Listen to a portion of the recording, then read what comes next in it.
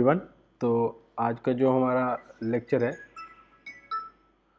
उसमें हम डिस्कस करेंगे स्टेप टर्निंग, जिसमें हम रेडियस भी बनाएंगे और टेपर भी बनाएंगे। ठीक है, तो पिछले लेक्चर्स में हमने डिस्कस करा था सीएनसी के बारे में और सारे प्रोग्राम्स कैसे बनाने हैं उसके बारे में डिस्कस किया है। तो जो आज का लेक्चर है उसमें हम स्टेप टर्निंग ही कर रहे हैं, लेकिन इन दिस केस हमारे पास जो है यहाँ पे आप डायग्राम में देख सकते हो, हमारे पास जस्ट ये रेडियस आ गए हैं यहाँ पर, रेडियस के साथ रेडियस एंड देन उसके बाद फिर हमारे पास टेपर। तो combination of radius as well as chamfer और टेपर। ठीक है, तो प्रोग्राम वैसे ही शुरू होगा। प्रोग्राम के अंदर हेडर और फुटर्स होंगे और प्रोग्राम की बॉडी होगी। ठीक है, तो शुरू करेंगे हम यहाँ से। सबसे पहले तो आपको पता ही है ये एक्स एक्सिस, ये हमारी जेड एक्सिस रहेगी और जो ऐसे वर्टिकल एक्सिस आएगी वो जेड आएगी। ठीक है, तो सबसे पहले तो हमने प्रोग्राम को नाम दे देना है ओ अल्फ़ाबेट से। उसके बाद स्टॉक को डिफाइन करेंगे, उसके बाद सीक्वेंस ब्लॉक स्टार्ट होगा। सीक्वेंस ब्लॉक स्टार्ट होने के बाद सबसे पहले आप बताएंगे कि G18, G40, G19 different code selection होगा, जिसमें एक्सेट प्लेन सिलेक्शन होगा, tool nose radius compensation cancel होगा और उसका एब्सोल्यूट कोऑर्डिनेट में काम करना है या रिलेटिव में काम करना है वो आपको डिफाइन करना पड़ेगा। ठीक है, देन हम होम पोजीशन कॉल करेंगे, then we call the tool for turning. ठीक है, तो T0101 हमारा टूल है, जिसमें 01 उसकी पॉकेट है और 01 उसका ऑफसेट नंबर है। ठीक है, then we define the speeds and take the spindle on in clockwise direction, और देन उसके बाद हम स्पीड लिमिट डिफाइन कर देंगे और जो हमारा कूलेंट है उसको फ्लड फॉर्म के अंदर वर्क पीस पे छोड़ेंगे। ठीक है, तो ये वाला हिस्सा जो है सारा, ये आप पहले प्रोग्राम में देख सकते हो, ये हेडर है, ये ऑलमोस्ट सेम रहता है। मैंने पहले भी डिफाइन करा था कि भी 80 to 90% ये सेम रहेगा। ठीक है, इसमें कुछ एडिटिंग कर सकते हैं as per the machine requirements और as per the different program requirements. ठीक है, उसके बाद हम टूल को कॉल करते हैं G00X50Z5।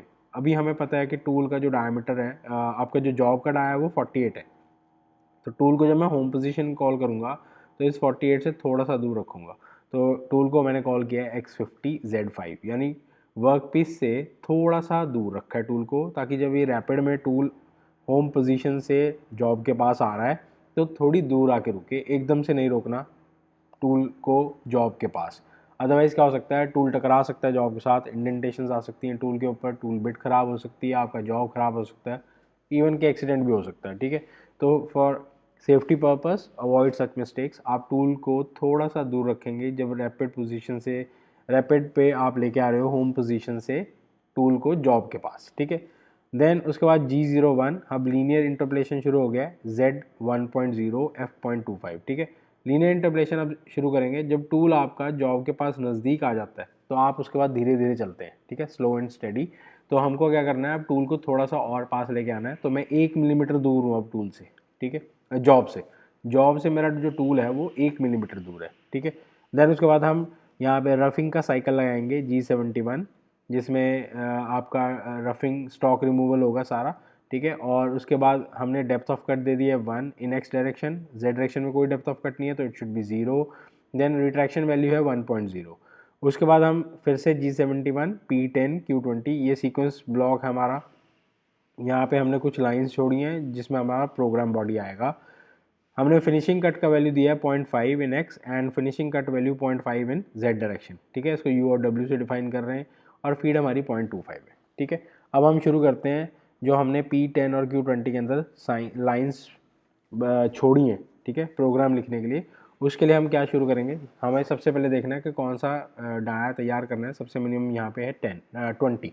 ठीक है, तो हम क्या करेंगे, N10 G01X20 and then G01Z0। Now touching appears, आपका टूल जो है वर्क पीस को हल्का सा टच कर रहा है। ठीक है, और जिससे आपको मशीन में पता लग जाएगा, इट प्रोड्यूसेस सर्टेन साउंड कि आपको लग रहा है कि हाँ टूल टच में आ गया है। तो this is the point where your tool touch is your job. Then उसके बाद G42 G01, अब यहाँ टूल नोज रेडियस कंपनसेशन हम कैंसिल कर रहे हैं। ठीक है, G01Z-16, उसके बाद टूल ने आगे चलना है कितना, -16 इसलिए बोल रहे हैं क्योंकि रेडियस 4 का है, टोटल डिस्टेंस आपको 20 दिया है, तो 20 में से जब 4 का टिक कर दोगे तो आपके पास कितना बचेगा, फ्लैट लीनियर मोशन में कितना रहेगा, 16।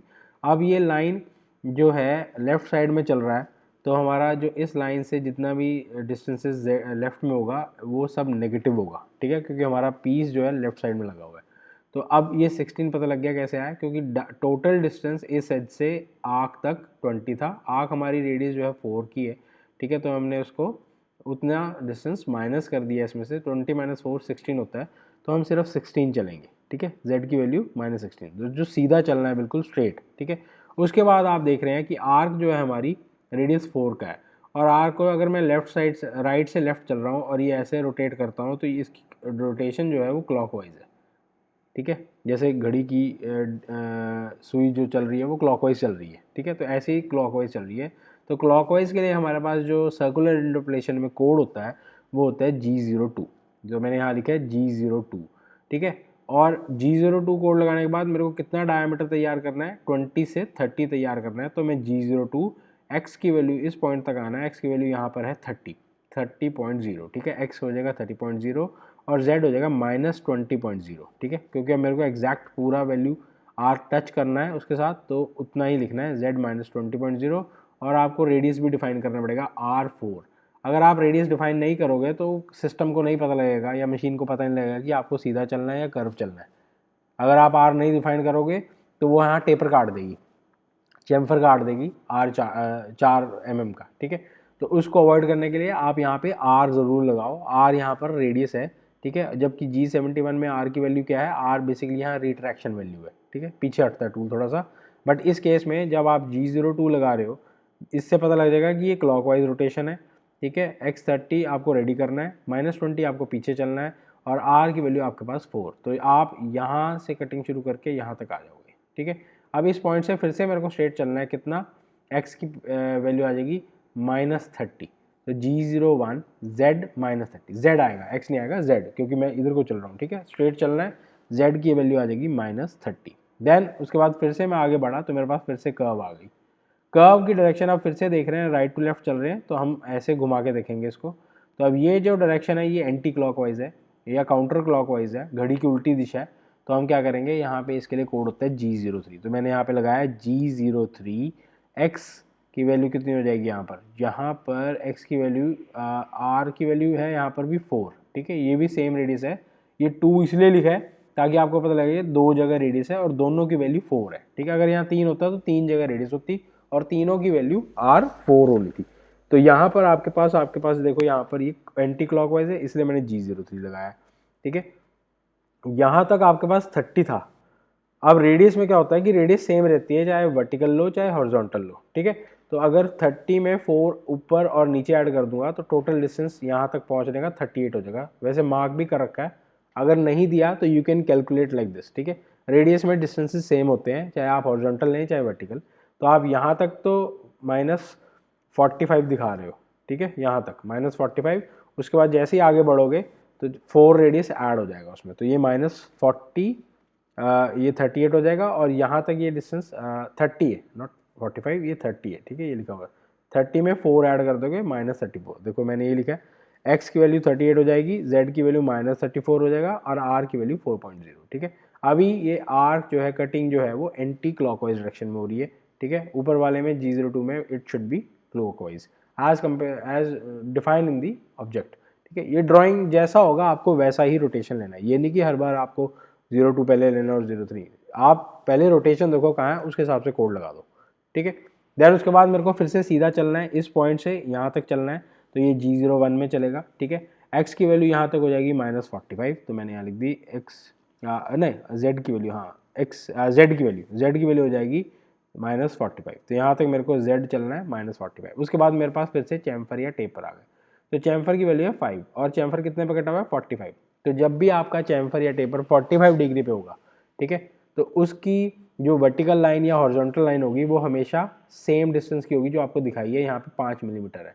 यानी 38 में 5 और ऐड कर 10 और ऐड कर दो तो टोटल डिस्टेंस कितना बन जाएगा, डाया 48। तो यहाँ ठीक है हमारी कैलकुलेशन, ठीक है। तो अब मेरे को इस पॉइंट से 38 वाले पॉइंट से यहाँ तक आना है, तो आई राइट x48, ठीक है, और z माइनस में आएगा 50.0। तो यहाँ पर मैं G40 G01, ठीक है, x40 8.0 z -50.0, ठीक है। ये G40 आपका tool nose radius compensation cancel कर रहा है, ताकि आपका यहाँ जो टूल बिट है उसका रेडियस ना छूटे, वो प्रॉपर एग्जैक्ट वैसे ही टेपर आए जैसा आप चाहते हो और वैसे ही पॉइंट्स बने, यहाँ शार्प पॉइंट्स, ना कि फिलेट वाले पॉइंट्स आए हल्के हल्के, ठीक है। उसको अवॉइड करने के लिए हमने tool nose radius compensation cancel किया है।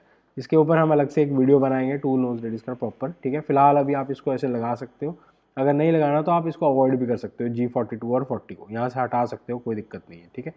तो G01 X48 पर आ गई, ये वाला पॉइंट आ गया हमारा। अब मेरे को टूल पीछे लेना है, तो मैं N20 G01 X50.0 टूल को पीछे ले गया। उसके बाद फिर मैं टूल को और सेफ साइड पे लेके जा रहा हूँ G00। अब यहाँ पे मैं टूल की रैपिड मूवमेंट रखूँगा, क्योंकि मेरा जॉब और वर्कपीस के बीच में कोई जो टूल पोस्ट या जो आपका टर्रेट है उसके बीच में कोई जगह नहीं है, खाली है, तो आई टेक इट रैपिड।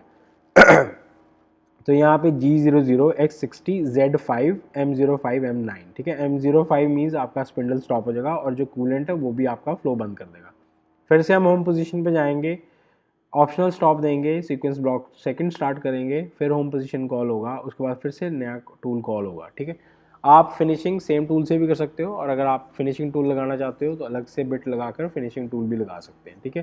तो same conditions, first define RPM, spindle speed, ठीक है। उसके बाद आपको स्पिंडल की रोटेशन बतानी है, again spindle speed minimum limit बता दो और फ्लड फ्लो के अंदर कूलेंट फ्लो कर दो। नाउ कम्स अगेन G00, हमारा पार्ट बन गया है, लेकिन अब उसकी फिनिशिंग करना है, ठीक है। ये पार्ट अभी आपका थोड़ा रफ कंडीशन में है, मतलब इसके ऊपर हल्की बल्कि थोड़ी सी बर हो सकती है, उसको रिमूव करने के लिए मैंने 0.5 मिलीमीटर के कट लगाए हैं फिनिशिंग के, ठीक है। तो उसके बाद यहाँ पर आ जाएगा G00 X50 Z5, again tool मेरा जॉब से थोड़ी सी दूर रखेंगे। उसके बाद मैं थोड़ा सा और पास लाऊंगा Z1 से, और उसके बाद फिनिशिंग साइकिल लगाऊंगा G70 P10 Q20 F.25। तो मैंने P10 Q20 कहाँ से उठाया, G71 वाले साइकिल से, इसको यहीं से रिकॉल कर लिया। अब रिकॉल करने का फ़ायदा क्या है कि ये जो कहानी मैंने यहाँ लिखी है प्रोग्राम बॉडी, ये मेरे को बार बार लिखने की ज़रूरत नहीं है, ये सारी इन्फॉर्मेशन इस P10 और 20 के जो 10 लाइन है इसके अंदर सेव है। अब इन 10 लाइनों को सिर्फ कॉल करना है, मेरे को बार बार ये प्रोग्राम लिखने की जरूरत नहीं है, ठीक है। मैं इन 10 लाइनों को कॉल करने के बाद यहाँ पे जस्ट राइट P10 Q20 और उसके बाद होम टूल को आप पीछे ले जाओगे मशीन से, और ये हो जाएगा G00 X60 Z5, spindle stop हो जाएगा, और आपका जो कूलेंट है उसका फ्लड वाला सिस्टम जो है वो ऑफ हो जाएगा, ठीक है। Again home position, then program stop and return to start, again M30 के बाद प्रोग्राम यहाँ आ जाएगा, ठीक है। तो आई होप ये अंडरस्टैंड हुआ होगा आपको, क्योंकि पिछले प्रोग्राम मैंने बहुत सारे कर लिए हैं, तो अब इट्स ईजी। प्रोग्राम में हेडर और फुटर ऑलमोस्ट सेम रहता है, सिर्फ प्रोग्राम बॉडी चेंज होती है, वो भी डिपेंड करता है कि आपका क्या प्रोफाइल है उस ऑब्जेक्ट का और कैसे वो चल रहा है, ठीक है। तो बस आपको ये ध्यान रखना है कि जैसे जैसे आप राइट से लेफ्ट बढ़ रहे हो, आप डिस्टेंसेस 0 से ही काउंट करोगे, क्योंकि आपने G90 लिखा है यहाँ पे, तो एब्सोल्यूट कोऑर्डिनेट सिस्टम चल रहा है, ठीक है। और आपको बस ये ध्यान रखना है कि जहाँ पे रेडियस या चैम्फर्स है वहाँ कैलकुलेशंस तो नहीं करना। अगर आप डिस्टेंस में थोड़ा सा भी फ़र्क कर दोगे Z में, तो ये आपकी जॉब जैसा चाहते हो वैसा नहीं बनेगा, ठीक है। तो ये चीज़ का आपने ध्यान रखना है। तो आई होप आपको आज का लेक्चर समझ आया होगा। So thanks for your support and please subscribe, share and like my videos.